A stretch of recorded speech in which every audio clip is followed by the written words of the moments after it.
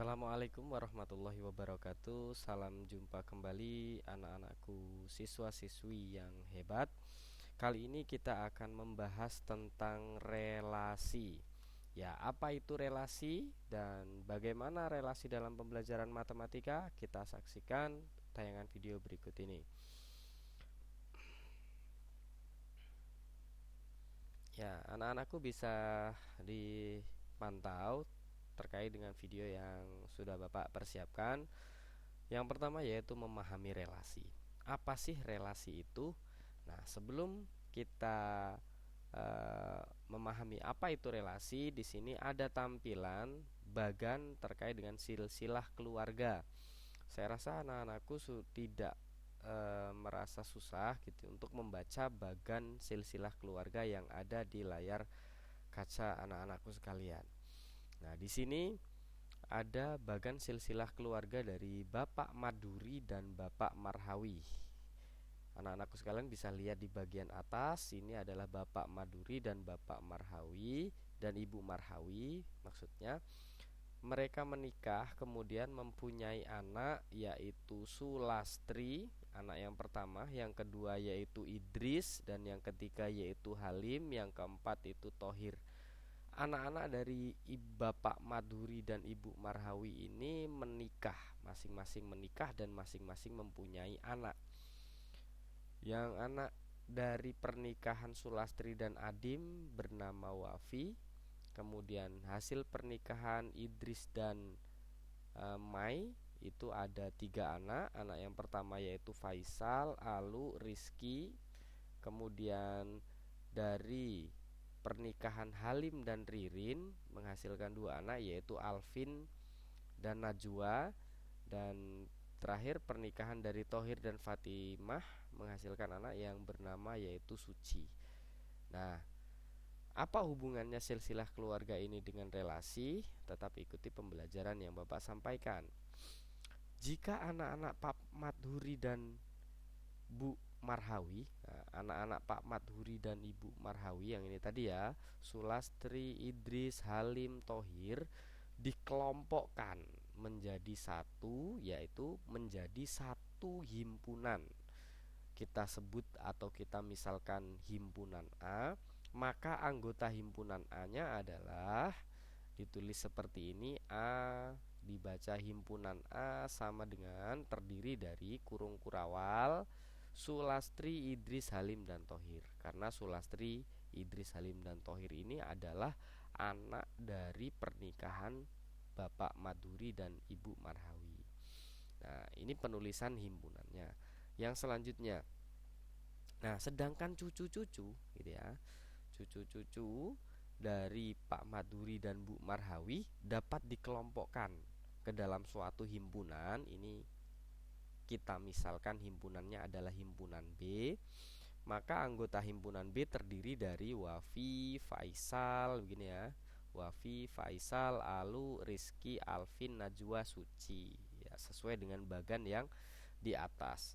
Dan himpunan itu dapat ditulis B besar sama dengan kurung kurawal, di mana kurung kurawal ini menunjukkan anggota himpunan B, yaitu mulai dari Wafi, Faisal, Alu, Rizki, Alfi, Najwa, Suci, dan tutup kurung kurawal.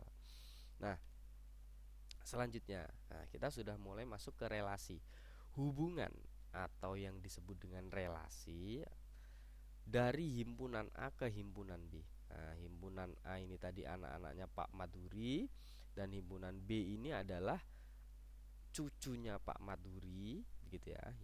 Hubungan atau relasi dari himpunan A ke himpunan B adalah anak dari.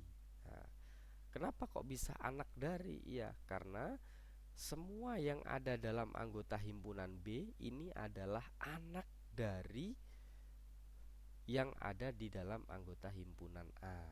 Nah, itu terkait dengan relasi. Yang kedua, hubungan atau kata lainnya adalah relasi dari himpunan B ke atau dari himpunan B dengan Bapak Madhuri, gitu ya. Himpunan B dengan Bapak Madhuri itu Bapak Maduri dan Ibu Marhawi adalah cucu dari, gitu ya. Karena semua yang ada di himpunan B ini adalah cucu dari Bapak Maduri dan Ibu Marhawi. Nah, jadi dapat kita ambil benang merah bahwa relasi itu adalah hubungan. Dalam hal matematika adalah hubungan dari himpunan yang satu dengan himpunan yang lainnya. Seperti itu. Selanjutnya,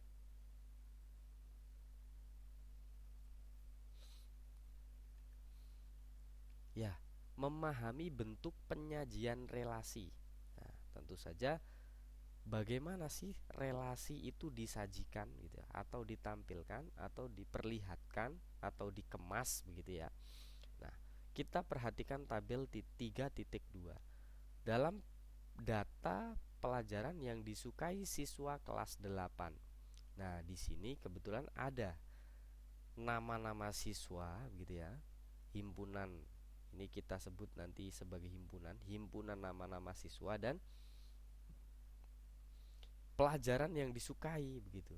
Ada matematika, IPA begitu.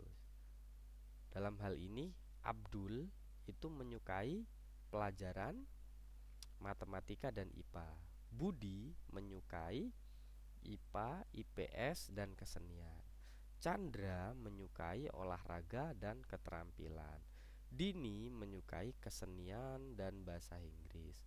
Elok menyukai matematika, IPA dan keterampilan. Nah,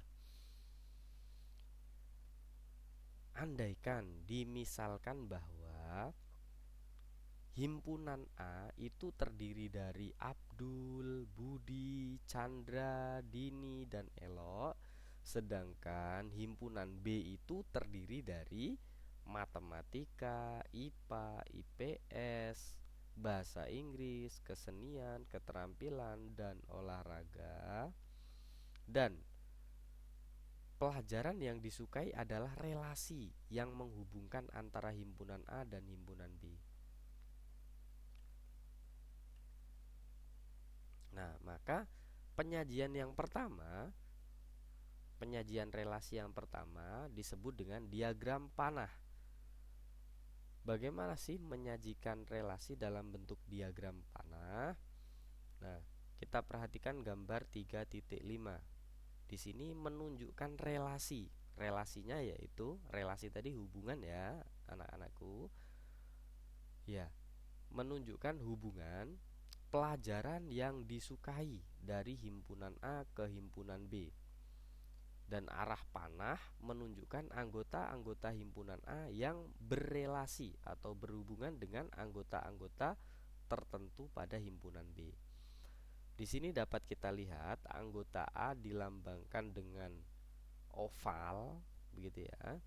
Lingkaran yang oval, bukan lingkaran ya, oval. Dan himpunan B pun juga dilambangkan dengan oval. Di dalam oval ini terdiri dari anggota-anggota himpunan A. Tadi anggota himpunan A terdiri dari Abdul, Budi, Chandra, Dini, dan Elok. Sedangkan himpunan B itu terdiri dari matematika, IPA, IPS, bahasa Inggris, kesenian, keterampilan, dan olahraga. Nah, relasi dari himpunan A ke himpunan B adalah pelajaran yang disukai gitu. Berdasarkan tabel yang sudah kita lihat di atas, menunjukkan bahwa Abdul menyukai pelajaran matematika dan IPA. Maka Abdul dilambangkan dengan tanda panah menuju ke matematika dan tanda panah juga menuju ke IPA. Budi menyukai pelajaran IPA, IPS, dan kesenian. Chandra menyukai pelajaran keterampilan dan olahraga. Dini menyukai pelajaran bahasa Inggris dan kesenian. Elok menyukai pelajaran matematika, IPA, dan keterampilan. Demikianlah penyajian relasi dalam bentuk diagram panah. Saya rasa ini sangat mudah dan sangat bisa dimengerti oleh anak-anakku, siswa-siswaku hebat sekalian. Yang selanjutnya, cara yang kedua yaitu menyajikan relasi dalam diagram Kartesius. Nah, cara yang kedua untuk menyatakan relasi antara himpunan A dan himpunan B adalah dengan menggunakan diagram Kartesius. Sebelumnya kita sudah belajar terkait dengan koordinat Kartesius. Saya yakin anak-anakku sekalian sudah bisa memahami tentang koordinat suatu titik dalam bidang Kartesius. Nah, sama halnya dalam diagram Kartesius yang akan kita bahas kali ini, bahwa anggota-anggota himpunan A yang tadi terdiri dari Abdul, Budi, Chandra, Dini, dan Elok itu berada pada sumbu mendatar atau biasanya sumbu X ya yang mendatar. Dan anggota-anggota himpunan B seperti olahraga, keterampilan, kesenian, bahasa Inggris, IPS, IPA, matematika itu berada pada sumbu tegak yang biasanya kalau dalam koordinat Kartesius itu adalah sumbu Y. Nah, setiap pasangan anggota himpunan A yang berelasi dengan anggota himpunan B dinyatakan dengan titik atau noktah. Nah, gambar 3.6 ini menunjukkan diagram Kartesius dari relasi pelajaran yang disukai. Mari kita lihat. Abdul menyukai matematika, maka titik dari Abdul titiknya ke matematika dan IPA, karena Abdul menyukai matematika dan IPA. Sedangkan Budi menyukai IPA dan IPS, maka titiknya berada di IPA dan IPS. Nah, kita lihat Chandra menyukai keterampilan dan tadi Budi menyukai kesenian, IPS dan IPA ya. Untuk Chandra menyukai olahraga dan keterampilan. Dini menyukai kesenian dan bahasa Inggris. Elok menyukai IPA, matematika dan keterampilan, sehingga titik-titiknya sesuai dengan pelajaran yang disukai. Nah, sampai sini masih bisa dimengerti anak-anakku sekalian? Ya, saya rasa ini masih sangat mudah ya.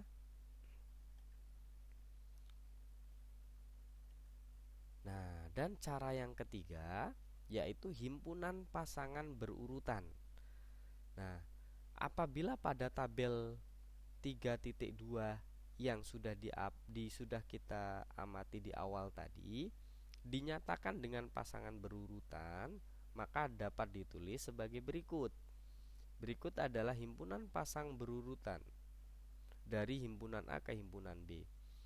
Nah, kurung kurawal Abdul matematika, artinya Abdul tadi menyukai matematika, koma Abdul juga menyukai IPA, koma setelah itu Budi menyukai IPA, Budi juga menyukai IPS, Budi juga menyukai kesenian, dan seterusnya sampai Elok menyukai keterampilan. Nah, demikian tadi penyajian atau memahami relasi dan cara penyajiannya. Besar harapan anak-anakku sekalian, siswa-siswaku yang hebat dapat memahami dari apa yang Bapak sampaikan pada pertemuan membahas tentang relasi ini. Tentunya ada soal yang nantinya harus kita selesaikan setelah kita memahami relasi ini. Saya cukupkan, saya akhiri. Wassalamualaikum warahmatullahi wabarakatuh.